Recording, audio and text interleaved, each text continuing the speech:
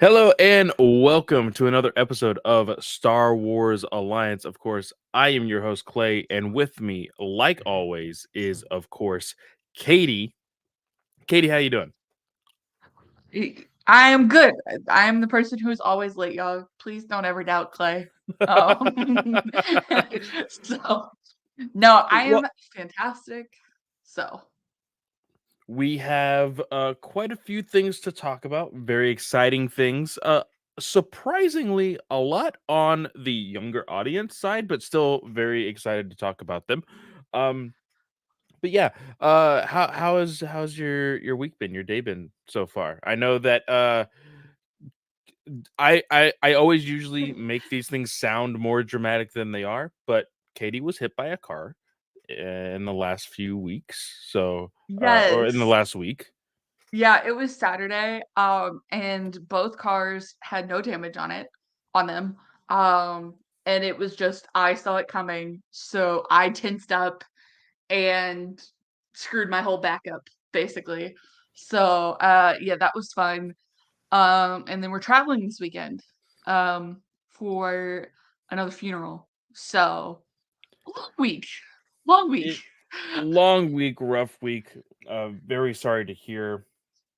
I fortunately have not been in any wrecks, but we have had like at work apparently our location has had the most damage to the vehicles, uh and it's all by basically mother nature.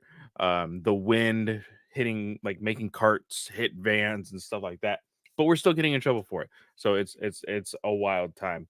But I was telling the GUA chat and just you before we started recording.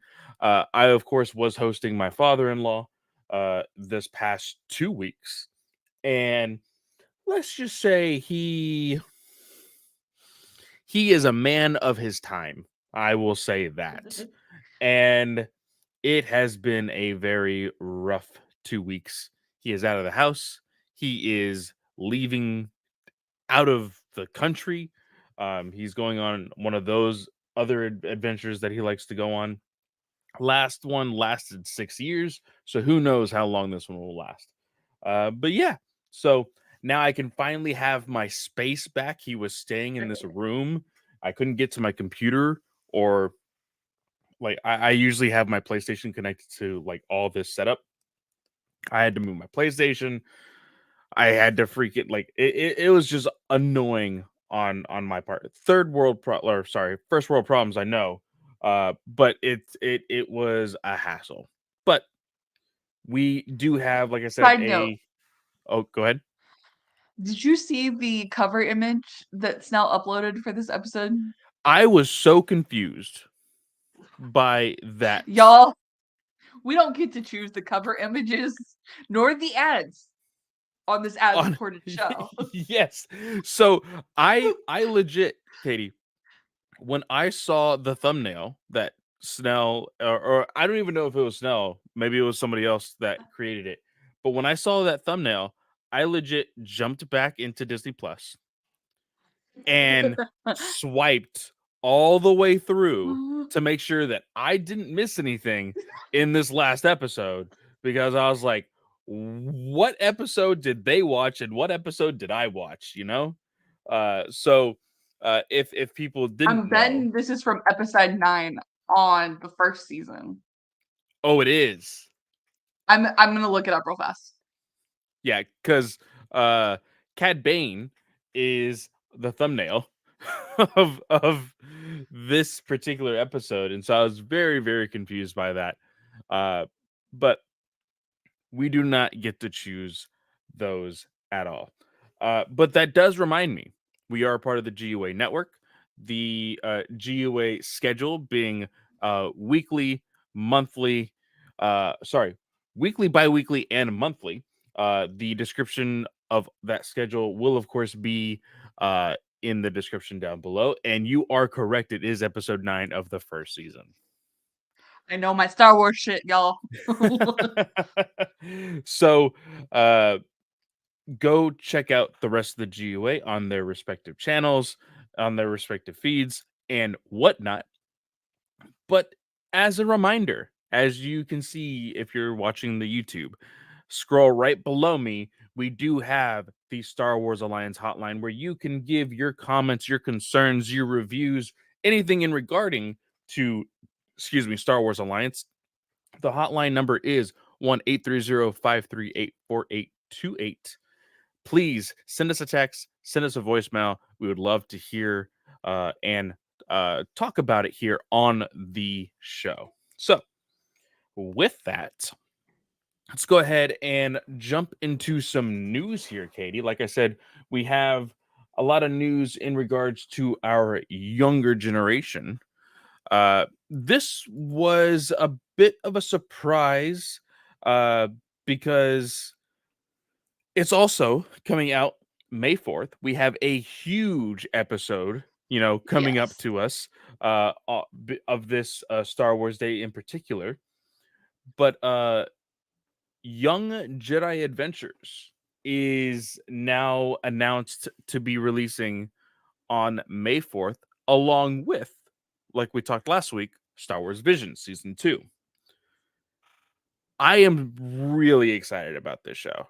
Um, I think the animation looks great.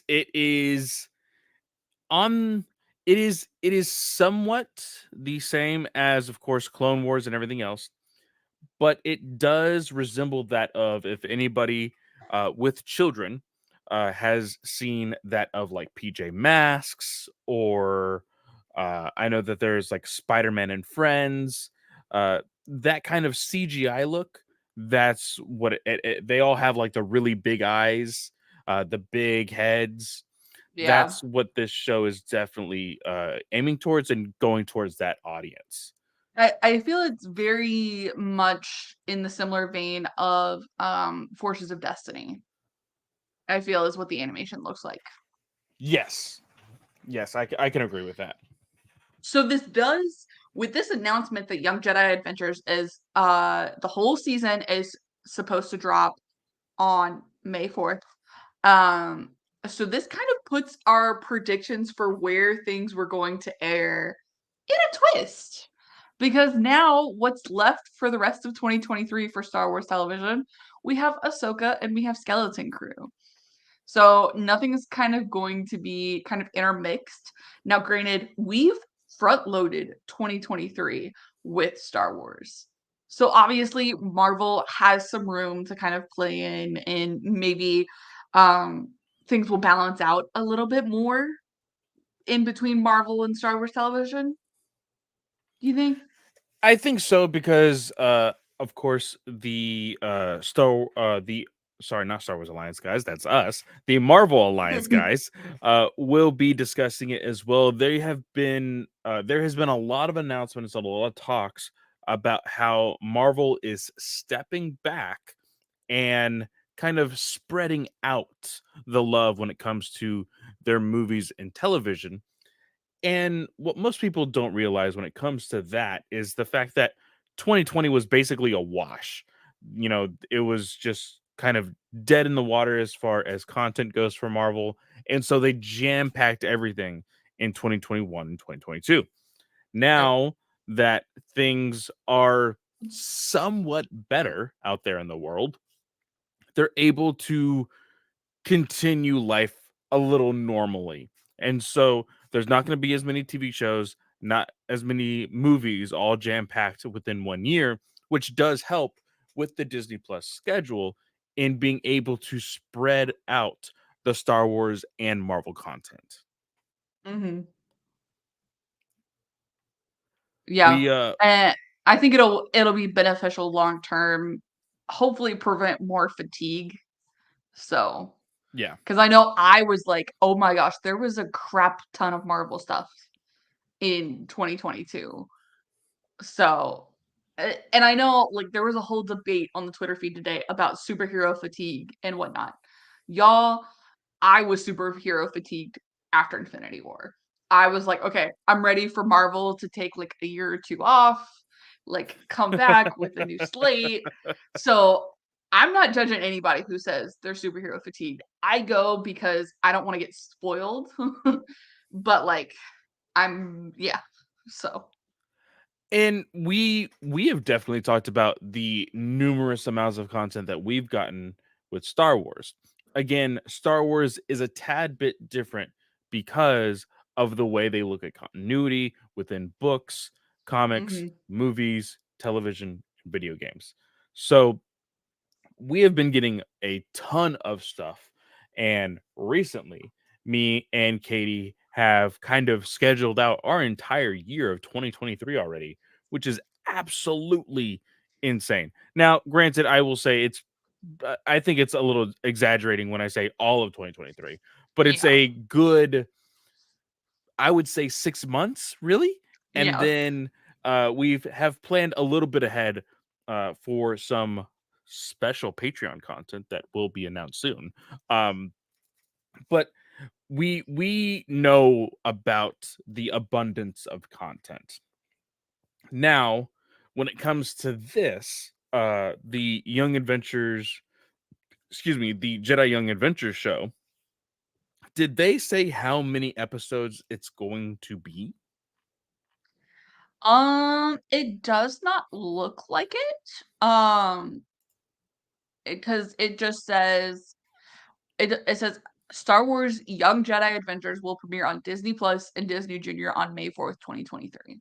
So I don't know necessarily if that means, oh, the whole thing's gonna premiere, but with like kid shows, it's like typically like 10-15 minute episodes. So it's like Yes. most of that's going to drop.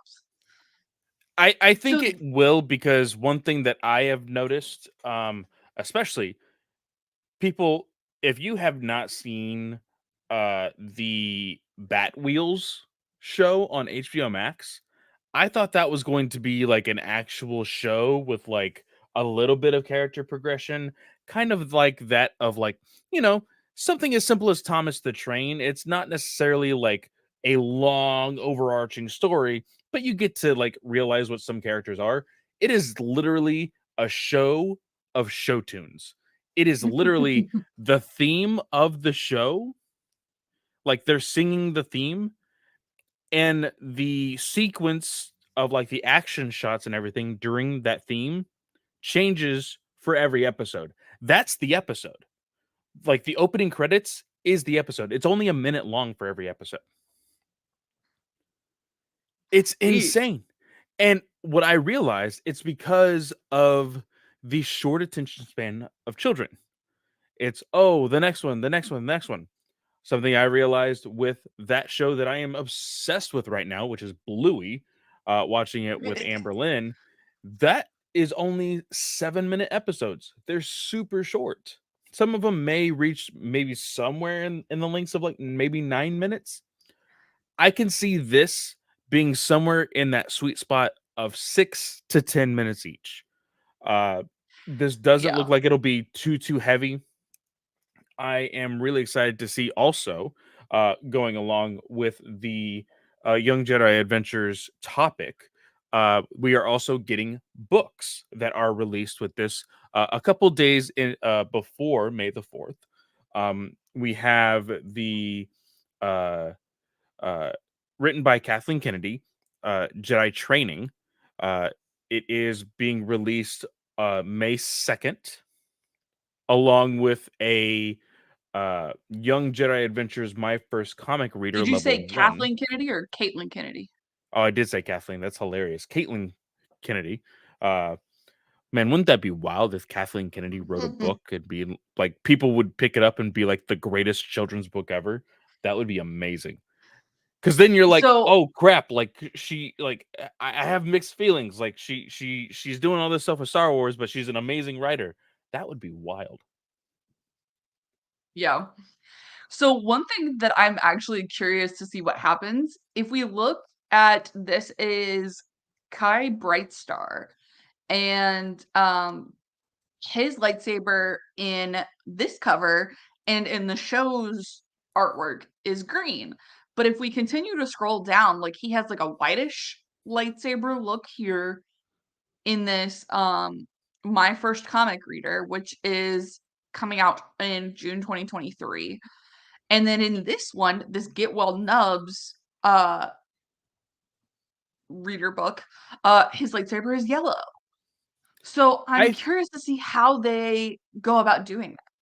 I think that it's just a weird shade of green, to be completely honest. If you look at the one above it, before that one, this one, it does have like a weird, like washed white to it, but the outline is green.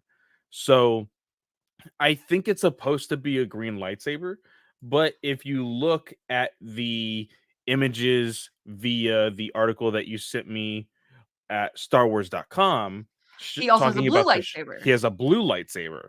So I am very curious as well to see like if they are going to have multiple lightsabers during the show. Uh, I that character of Nubs looks absolutely adorable. I am so ready. And that droid, I want that droid. I don't know what it is, what model it is. I think they actually RJ83. yeah. And that's we did get a casting announcement as well. So Jamal Avery Jr. is Kai Brightstar. Juliet Donenfeld is Liz Soleil. D. Bradley Baker, our clone extraordinaire, is Nubs. Emma Berman is Nash Durango. Jonathan Lippo is RJ83 and Piotr Michael is Master Yoda. So that is our casting announcement for the full show. So we Yes. did get that as well. I But I was just gonna say I'm excited for D. Bradley Baker to be uh back. You know, I feel like he kind of cameos as more than just the clones and will just play whatever. He's kind of like the Alan Tudyk of the Star Wars universe. He just like plays random voices all the time. But uh is have they confirmed, and I guess this would be a vast cast of characters as far as like an ensemble cast. Uh but Kai Brightstar, would he be the lead in this show?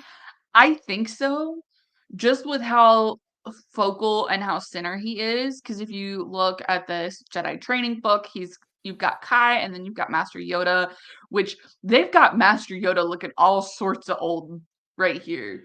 I don't know Which if is it's the weird because he's eyes. supposed to be so young. Yeah. It's the hair, I think. The eyes don't help, but I think it's the hair that's, like, really throwing me off. But then you've got, Lynn, Nubs, and I believe this is Nash, all in the background here with, I think, another Jedi Master. And then Kai is front and center once again in the comic reader, front and center even in the Get Well Nubs book. Like, Yeah, I yeah, think he will be the star of the show, which I'm glad to see. A prominent black character being the possible lead of a show, especially in Star Wars, and him also being a Jedi, even better. So really excited about it. yep. So that I think concludes the Young Jedi Adventures news that we got. The other piece of news is from Jeff Snyder, which again, y'all know me and Snyder. I'm blocked by him on everything. So but he has said that, and I'm gonna butcher this, and I'm so sorry because I love this man so much. But Yahi Abdul Mateen II has apparently been cast as the male lead in Damon Lindelof's Star Wars movie. Now, listeners, correct me if I'm wrong. I believe it's pronounced Yahya Abdul Mateen. Is the first name is Okay. Yahya. So I that's I'm how sorry. I I'm sorry. well, I know it's just like you made it sound a lot more complicated than I usually just like I look was at like, it. and that was how I was gonna pronounce it, and then I was like, wait, but what if that's wrong? So I'm just gonna go with like the stupidest pronunciation I could give. And y'all, my brain has been on like fire in the negative direction today. It's like terrible. Like, I was screwing stuff up at work that I normally don't screw up, okay? So I'm sorry. Oh, that's amazing. So I I'm really excited about this casting. Uh More so because of course Damon Lindelof spearheaded the Watchmen show where Yaya did of course play a part of. So this is already a relationship that is already existing. So it's not like they need to build a rapport and see if there's any, connection while filming. They already have a connection. So I think this is going to go smoothly. I'm really excited. This man is everywhere in Hollywood right now. Mhm. Of course, he is also uh, starring in the Wonder Man show over at Marvel. Recently he was showing up in all different kinds of movies in Hollywood during the shutdown and pandemic during 2019, 2020. Uh, yeah, I'm super excited about this. Uh, I'm more wondering if he will be a Jedi Force sensitive type of character, or if they're gonna throw us a curveball and not really go that route with the reintroduction of the Star Wars films in theaters. What do you think? I have to wonder if maybe this film is going to take on the plot thread that maybe the Lando show was going to take on, which was Lando was going to help the stormtroopers find their families. And maybe if that's what's gonna happen here to kind of make it like a sequel aspect, but not necessarily have like the Force sensitives involved, Mhm. Yeah. but still like it would open it up to allow like a Finn or a Ray or a Poe to kind of get involved and go, okay, yeah, I can help support this. I want to help support this kind of thing. Yeah. I I I didn't even think about that. The plot of the stormtroopers being picked up. Cuz I mean, we have heard and he was very coy with it and I think more so because I mean, he's very busy with his his music career. Now Sony's got him for that random villain role, but Donald Glover was like, "Oh yeah, the Lando thing. I'm still doing that. Yeah, sure, whatever. Yeah, yeah, yeah." Like it was kind of like a wave that question off type of Yeah. thing. And I think So Donald Glover has always been a I do things on my own time sort of thing. And yeah, I don't think that's somebody that Lucasfilm really wants to give up. So they're gonna be like, "Oh yeah, we'll do this on your time. Sure, no problem." for sure. Kind of thing. But I'm reading the article here to see if there's any kind of insight because uh, one thing that I found was funny in this article. Snyder, or how do you pronounce his last name? Snyder. Snyder. Okay, was claiming that he has that Yaya has not led a role before. He, like I said, he did uh, lead a role in or lead a movie in I believe it was 2020 with Candyman. So Yes. if you want to be tallying up the points against Snyder, there's one against him right there. He's an Uh, asshole, but he's got good sources. It says here, like we said before, he is leading Wonder Man for Disney Plus, and I don't really see. It says here, personally, I'd be very excited for Yaya in a Star Wars film to see him collaborate with Damon Lindelof once again, like we said with Watchmen. There really isn't much more insight other than the fact that this was, hey, just a casting. But it's a Yeah. big casting because I think he is a actor that is up and coming as far as the roles that he has been getting are getting bigger and bigger. So, Yeah. uh, hopefully, this does make the movie bigger in the sense for the general audience to be like, "Oh, I know that guy," you know? Yeah. And the biggest thing to consider, right, is because he's supposed to be starring as Wonder Man, that show is actually supposed to start filming in April. However, this film is supposed to start shooting by summer. So, just something to kind of take into consideration with the legitimacy. I'm not saying Snyder's wrong, um, but it's not true unless you see it on StarWars.com. Yes, I will also devil's advocate.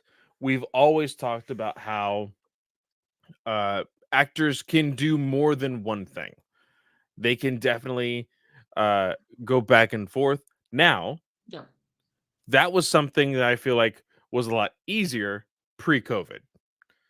Mhm. Now, with the coronavirus and everything else, I think there are more restrictions on how often you can go back and forth on set and offset, you know? So it may hold him back. And here's the crazy thing, right? Because again, it's all under one umbrella. It's all Disney, right? So Mhm. like they're making money either way, but at the same time, like which one do you delay? Yep. Which one do you say, "Hey, this one is the more important one?" And I'm Because betting it's going to be I would put money on Marvel gets shafted this time. I would put money on it. I Because they have consistently said, "Oh, we're slowing down production on things. We're gonna have more spaces." Uh, and Star Wars has not had a movie, and Star Wars needs to prove that it can have a movie. and that is the only reason why I will agree with you. If they had not made the announcement that they are gonna be spreading out these TV shows and movies, uh, I think I would have said Star Wars may be getting the shaft on this one. But with the expectation of a movie coming out for Star Wars dwindling down in the fans' eyes, like they need to build that trust back. So I think they definitely need to, just kind of put their foot down and say, "Hey, this needs to be your top priority." You said that, oh my god, Wonder Man is supposed to be filming in April of this year. That's what I think, right? Okay, so April is just 2 months away. Actually, it's supposed to be March. Oh crap! So next month, they will start filming there. Uh, and from what we've been seeing as like the new normal, for post COVID era type of filming for TV shows is a good 9 months or so. Yep. And that doesn't necessarily mean the principal photography all in that 9 months, but for a majority of like everything is 9 months. So it's going to be very interesting to see what we hear in the next few months, because one thing that we do have, and so here's the thing: if he is 100% the lead of Lindelof's movie, do we get this announced at Celebration? It's gotta be. If it's gonna start filming this summer, you've gotta have some announcements going and, like, official things, like, the whole shebang. I think so as well. But has there been anything within Star Wars Celebration that is filming concurrently to when Celebration is going on? Because, like, can you really announce anything if they're not gonna be there to really hype up the announcement? I mean, Star Wars Celebration is the beginning of April. Oh, it is. I keep forgetting Yeah, that it's not like Comic-Con. It's not gonna be in the summer. So it will be in yeah. April. It's in April. Oh. So, you've got The Acolyte, which will be filming. Yes. However, The Acolyte is filming in England. Is it not? I believe so. And Celebration is in England. Yeah. So, I think we're good there. Um, yeah, the only thing would maybe be Andor season 2 that would be filming at the time. Yeah. So, where's at? I'm gonna look at this up. Actually, I don't think so. Cause Berkshire. Where's Berkshire? Brookshire or Berkshire. Berkshire?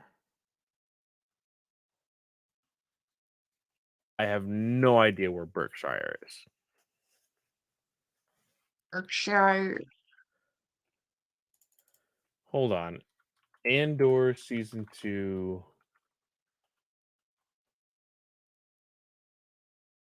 England. It's England. Oh, wow. So I completely forgot about this. Andor season 2 started filming season 2 or Andor started filming season 2 last November. Yeah. So they're still probably going to be filming through April, I would imagine. That is crazy. So if And then anything, the I think that they'll have like, of course, uh, uh, uh, uh, uh freaking DeLuca, uh, be there at Celebration. I just, I really want because Celebration, like I said, is 2 months away. I need there to be some hype around actual theatrical films, like you said. I need it to yeah. happen.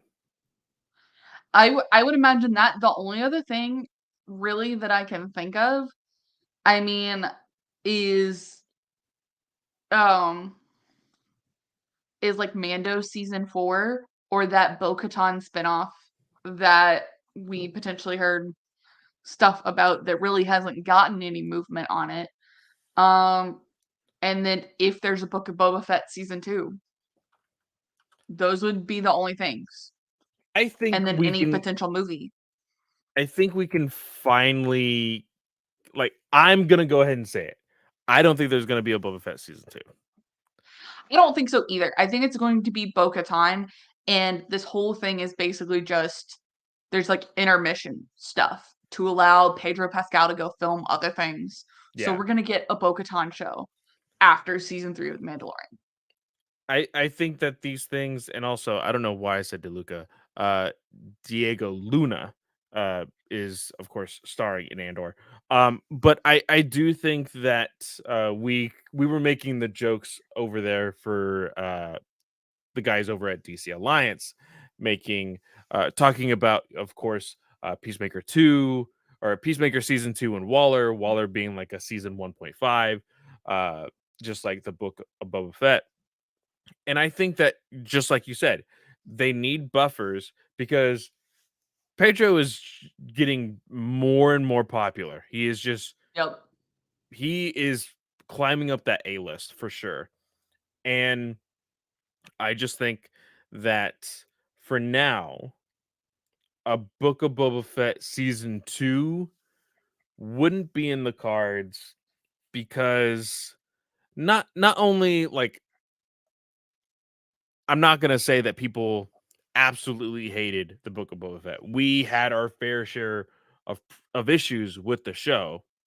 It was overall received well, but I still think it did not make as much noise as that of The Mandalorian. Yeah. Uh, And the other thing to consider too, right, is a potential Obi-Wan Kenobi season 2 coming. I mean, we did get the announcement that Ewan McGregor is going to be at Celebration. And I still don't know. Like, I still don't know how I feel about that one. Uh, I don't know how I feel about that one either. But I he was announced for it, and would he attend this stuff typically? I don't remember. I don't keep track of celebration attendees, but he doesn't seem like the type of person that would attend celebrations if he doesn't have something to do at the That is celebration. true. That is true because he did come to San Antonio along with Hayden Christensen, um, and that was the year that was basically all about the marketing of Obi-Wan Kenobi. Yep. So man, if And he's got a new baby right now. Like, that is also true, like you wouldn't jump out, to say, "Oh, I'm just here to sign pictures and take photos and sign posters." Uh, yeah, yeah. Wow. I so there's a lot that could happen. Obviously, y'all, this is the place to be for Star Wars Celebration 2023. So, yep. super excited about it. Super, super excited. Um, Next on our list of things to talk about. Um, Just as a side note, while you look that up and get situated, Star Wars is on TikTok now. There's an official Star Wars account that you can follow. I am not a TikTok person. I am a watch TikToks 2 weeks later when they come to Instagram Reels person. So See, I Katie, can't do you social media. I don't post enough as it no, no. is. Well, you could be like that of our fellow co-host over at Chris Balga. He has a TikTok, but it's really just for sharing TikToks. No one actually posts anything. On the scale of everybody in the GUA, me and Brent are the only two that really post anything. Everybody else just shares things and we all just laugh about it. So I think you should just create one so you could be in the inner circle of sharing TikToks with everybody. Maybe we'll see. I don't know if I want the Chinese people to know my location at all times. I That I was a will joke. That was a joke, people. I will say this. Um there is times where all of us will have like that 1 hour to 2 hour just like scrolling TikTok, sharing it to people. So I'll open my phone and have like 16 messages from Chris and be like, oh snap, okay. And then I just watch them all there. Uh but yeah, it's a fun time. It's a real fun time. One thing to note for people, I didn't know this until the video that James Gunn did for DC and WB. TikToks can now last anywhere between like 6 to 10 minutes. So that's wild. Uh anyway, the next topic is this John Favreau interview. I believe it was who posted this in our Star Wars Alliance chat. I will be completely honest. I read the headline. I was like, this may be important for later. I'm going to put it in there. And then I saw you and Snell going back and forth on what this title means. And of course, the title of this article says John Favreau says not to expect a Skeleton Crew tie-in to the Mandalorian season 3 or the Mandalorian or a Mandalorian movie. And this is really just clickbait because It's uh major clickbait. they do basically tease that something could be pushed for Mandalorian season 4, right? Uh Mhm. as far as any connections to the Skeleton Crew, I keep saying Skeleton Key, it's Skeleton Crew show. Skeleton Key is a comic book, people. Um the the idea of a Mandalorian movie, though. So I I I want to know if movie characters can show up in Disney Plus shows. Obi-Wan Kenobi, Luke Skywalker. Why is it that a Disney Plus character can't jump to the big screen? Because Disney hasn't proven that they can make movies yet since the sequel trilogy. No, okay. So I see what Favreau is saying. I think he was kind of mentally scarred from Iron Man 3 and doesn't necessarily want to transition his characters to the big screen, which is fine. I think those characters are still perfectly able to go to the big screen without Favreau and without Filoni. I think, however, and we get all of our news from Star Wars News Net, y'all, but I judge everybody on really bad clickbait. So this is not an insult, I promise. It's just me.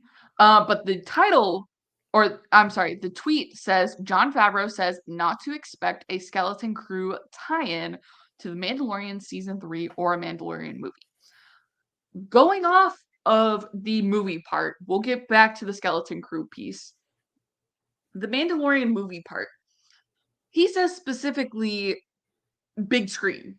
He does not say there can't be a Star Wars special presentation where we do the Heir to the Empire stuff, which is what the rumor that everything Mandalorian is transitioning to is a Mandalorian Ahsoka Thrawn face off Mhm. in the end of things.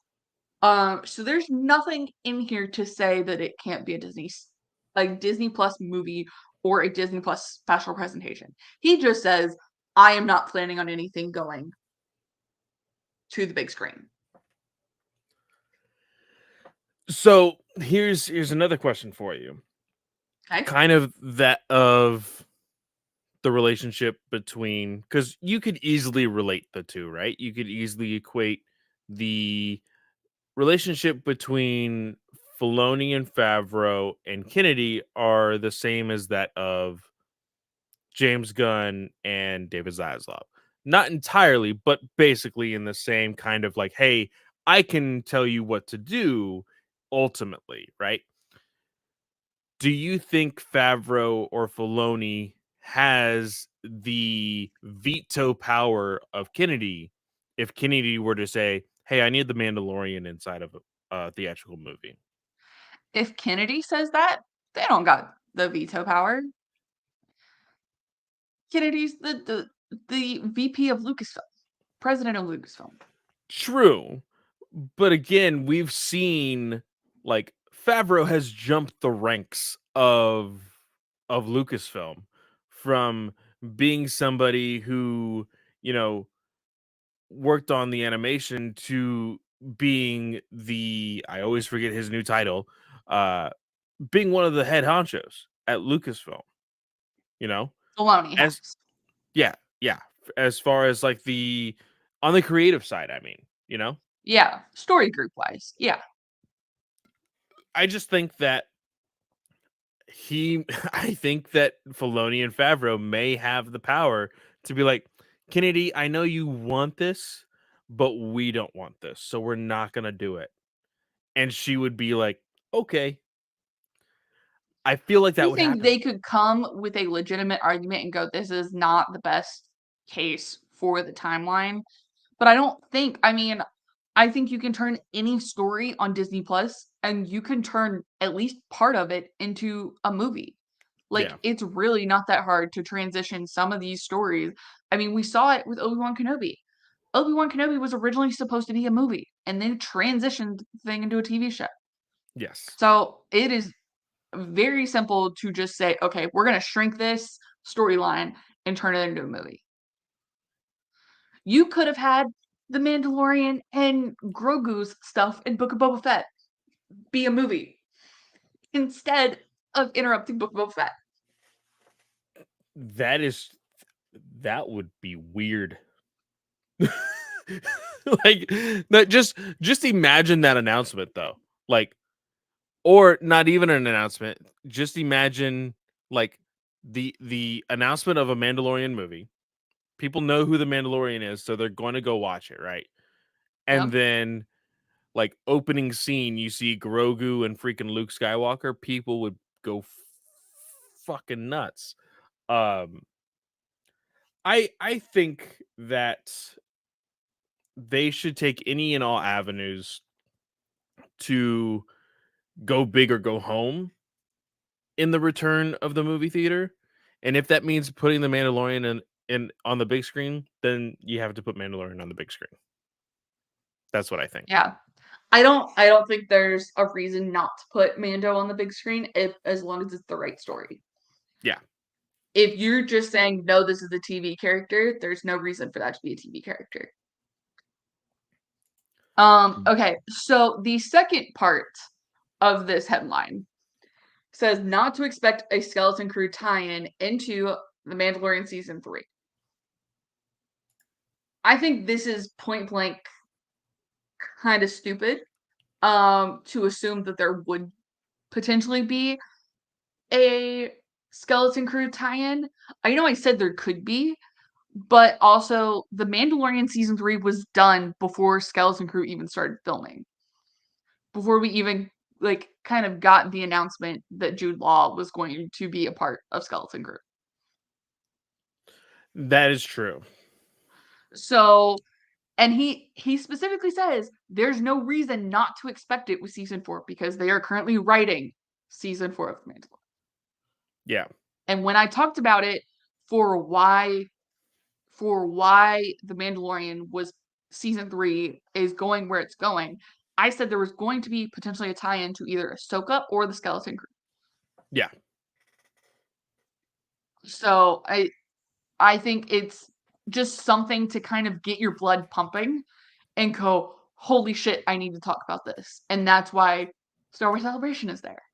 So, Well, and I think that one thing that we have all assumed is, and it's more so because of the way that the genre of these types of films and TV shows, with the MCU, with DC, how they've basically trained us is like, hey, there's going to be the team up, there's going to be the mhm. Avengers moment. And we've had this discussion before, uh, about, can Star Wars have those Avengers type of moments? And I think they can, but it just needs to be different.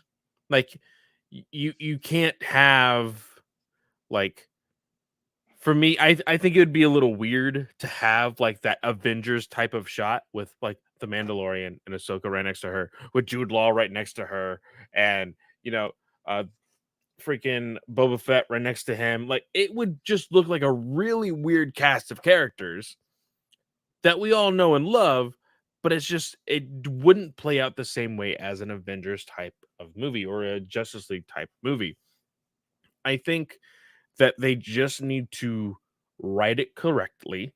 I think the way they did it with the Ahsoka episode of season 2 of Mandalorian was very good. This is a backdoor pilot. You know that this is a character within the universe. It makes sense. As long as you don't like force it, I think it's good. Katie, looks like you're about to show me something here.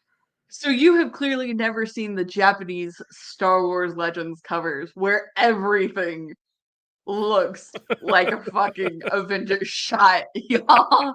I kid you not, okay?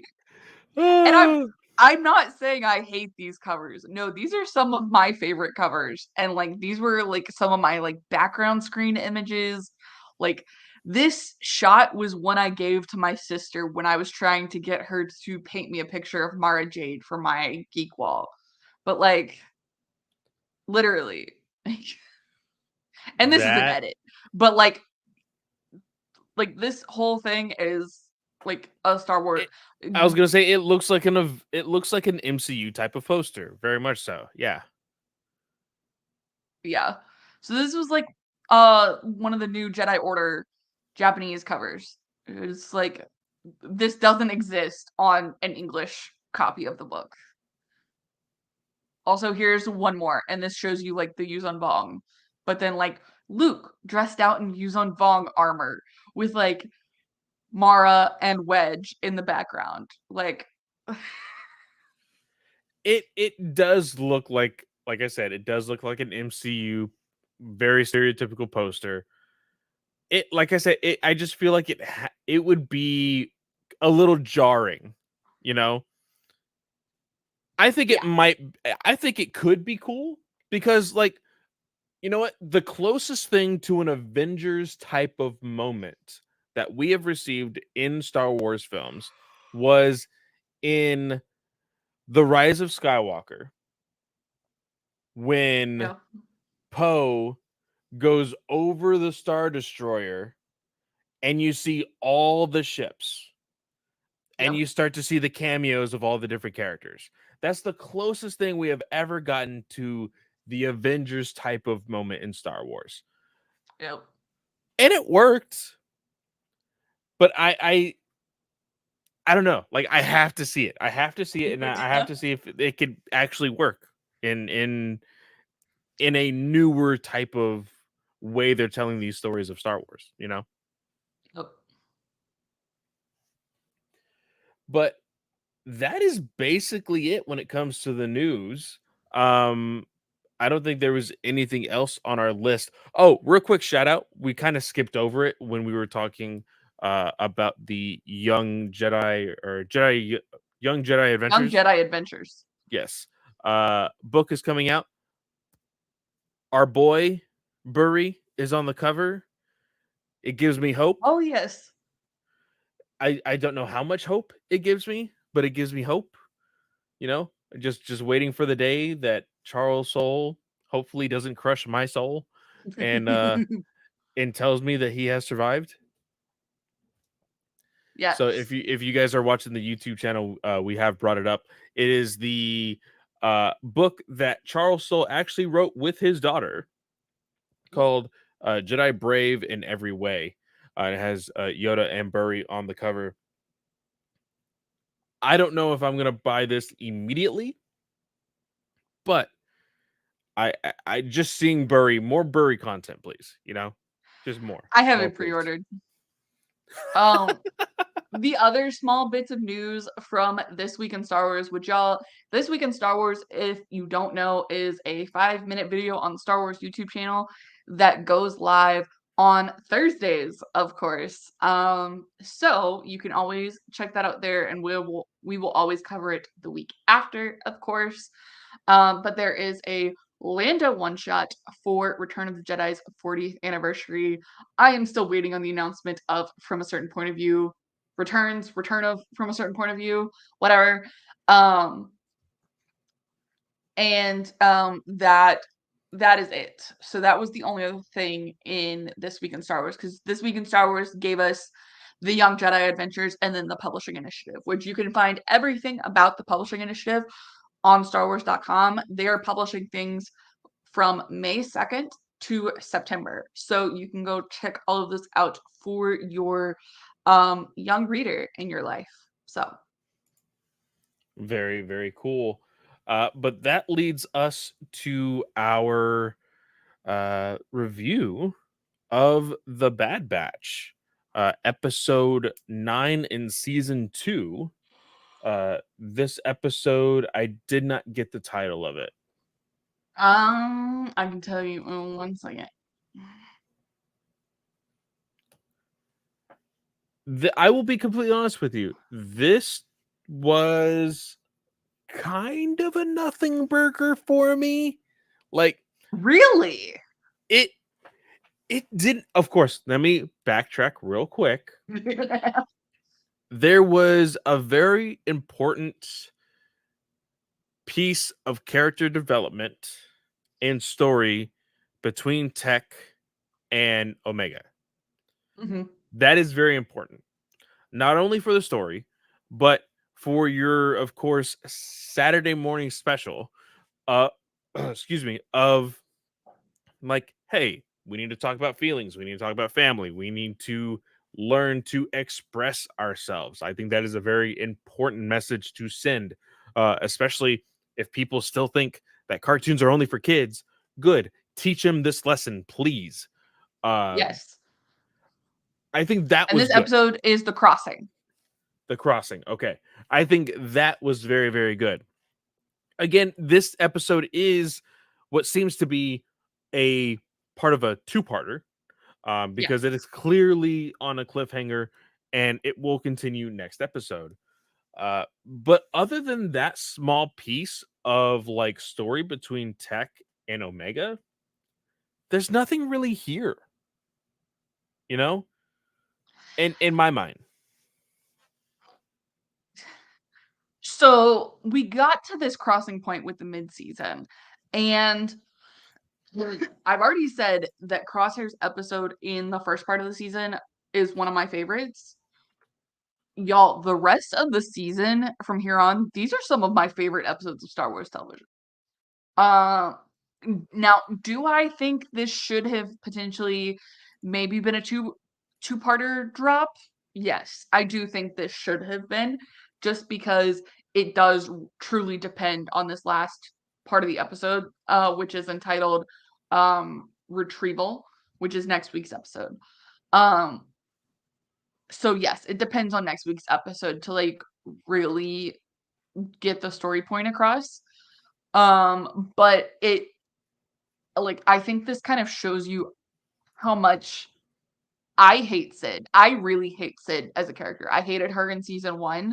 I think she was a trash character for the Bad Batch to attach themselves to, and I'm glad that she kind of had a, "Oh, yeah, I'll see you when I see you. I'll come get you at some point," kind of thing, because I think this is going to just kind of lead them away from her, and it really does help. And I'm saying that from a this is what I thought the first time I watched this episode. Like, I wrote this down specifically so I could come with this because I hated Sid so much. I think that they've been kind of giving us these small little breadcrumbs about the relationship between Sid and the Bad Batch. Specifically, Tech even reminded her about the racing episode about like, hey, we saved your butt during that time. Mhm. And if you remember in that episode, the person that they had to save her from, I forgot his name, Was but herself. he had told the Bad Batch like, "Hey, watch yourself. Like, she's gonna double cross you one of these days, and if you need somebody to work for, you can always work for me." You know, um, and I do think something is going to happen to, like you said, drive them away from Sid, because she ultimately is not helping them at all, Yep, and they are her meal ticket. That's all she sees them as. The yep, muscle, the meal ticket, the person who gets the credits, you know? Uh, and I'm gonna be very disappointed if this turns into a, m- a moment where Omega just says, "Hey, I'm gonna use my words to make us a family again," and Sid is a part of that family too. Like, I don't know if I can really do that twice in one season. It's yep, one thing for Omega to do it when they were there at the racing track, you know, like they didn't know the situation and whatnot. Since then, we have seen Sid not being the greatest person towards them. So I think Omega needs to acknowledge that as well. You know, I think she needs to learn, like, hey, not everybody is going to be an amazing person. Of course, she knows that because of what she's having to deal with the Empire. But I think that she needs to come to terms with eventually, hey, maybe Sid is not the person I think she is. yep. No, I completely agree. The other thing that kind of caught on today on Twitter, was kind of the representation aspect of Tech as a character. For a lot of people, Tech reacted kind of non-neurotypical, whether that's Yes, autistic or whatever you want to call it. I think that's great. I didn't personally see that, but if you see that in a character, I love that for you. it 100%, it was something that I immediately thought of, when there's a moment where he is very direct with Omega, and he later says, "Oh, I was only speaking the truth." And Hunter says she knows the truth, but she's upset about the truth. Yep. And Abby and I have both worked with individuals with special needs. We know some of these indicators. And for how Tech was reacting to not being able to read the room, not being able to read somebody else's emotions, that is very neurotypical. And so I thought that was very, very cool in that representation, uh, because you guys need to to remember that yes, they are different because of them being what's the squad number again? Uh 99. Squad number 99. They've been altered and all of that. But like to what degree, you know? And what was on purpose and what wasn't. And I think that this being a part of Tech's character uh opens him up to being relatable a little bit more. And I really enjoyed that. Yeah, completely. No, I loved it. And not just because of, like, the, neurotypical aspect, but I thought it was, like, a really sweet moment, and it was a learning moment for both Omega, but also Tech, and I've loved getting to know Tech more as a character this season. I kind of really relate to him the most, out of the group, and so getting to see him really shine and kind of take ownership, it really does. It's really been nice. There was one line in this episode that I kind of had to laugh at. Um and it's not necessarily a haha very funny moment, but again, with the way that Tech reacts to things and the way he speaks, I found it a situational funny moment. Um so they are caved in this moment where they are trying to mine. I can't remember the exact name of the Ipsium. Ipsium. They're mining Ipsium, and Tech says in the very beginning of the episode, "This is basically in its raw form a thermal detonator. We got to be Mhm, careful with it." And so, after, because a big part of this episode uh, that didn't really do anything for me, but of course, I feel like it'll be a bigger part of the next episode, is the fact that their ship got stolen. Um, and one of the bigger aspects of this episode is you can clearly see that this team is not 100% without Echo. Uh, and I think that Omega clearly sees that. And again, that's a little bit why she is upset. Uh, but when she goes off after they got caved in, she wants to be alone for a little bit. She finds a huge reserve of Ipsium. And so she starts to drill it, she starts to mine it. Um, and when Tech goes and finds her, he's like, "Holy crap, you need to be careful. Like, this can definitely, go bad if you do something wrong." And she says, "Okay, well, best not distract me if that's the case." And he tells her to do something, and she says, "Oh, you're gonna trust me enough to do that?" And he says, "I know you well enough to know that you won't screw up." Not saying directly, "Hey, I trust you," because the right thing to say in that moment, "Yes, I trust you." Boom, yep, instant connection and everything else. Tech's mind does not work like that. yep. He has to say things in a technical aspect that is realistic to the situation. So that's the route he went. And I thought that was funny, clearly because of just him as a character, just some Yep. nuances of the way that they wrote this script. And I think it fit very, very well. No, I loved it. I loved it so much, and I completely agree with everything you just said. It's just such sweet moments that you don't get from him. I love it. It is really can't say anything more than that because I don't wanna get into the next episode. Oh, that's And true. See, I will be completely honest, I completely forgot that you have already seen like a majority of the season. God. well, okay, Okay. we're at episode 9. I've seen through episode 13, okay? So we have 4 more episodes, and then we're on the same page.